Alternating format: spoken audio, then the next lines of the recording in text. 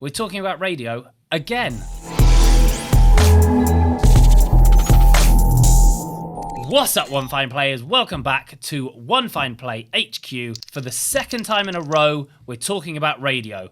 In the last episode in this series, go and check it out, I was talking about the fact that UK ad spend is on the rise with online radio. If I remember rightly, 26.5% growth they've seen so far in ad spend on radio in the UK in the first 3 months of this year.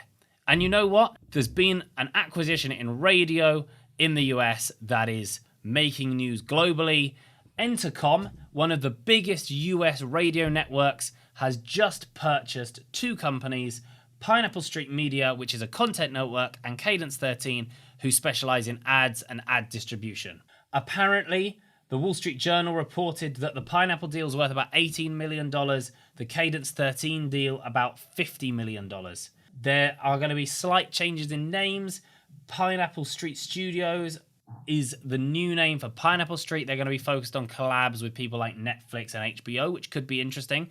We've seen in the UK recently a big shift now towards making mini-series and spin-offs, audio content out of the back of these big television series and pop, where all the attention is basically. They're making content to match that in audio format. It's something we're talking to lots of brands in the UK about, and it's definitely rising in popularity as part of product campaign launches. Cadence 13 will continue to work doing what it's doing and works with companies like Crooked Media and Malcolm Gladwell's Pushkin's Industries.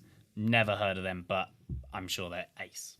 Entercom itself owns more than 235 radio stations across the US, reaches 170 million users a month. These acquisitions tell me that they're thinking about how to step up in the podcasting game. As I mentioned in the last episode, radio is something that people trust in. They like listening to voice content because you get to buy back time, and it's a great gateway to podcasting and voice, and we're moving in that direction with the implementation by Google and Amazon and Apple of these voice listening devices.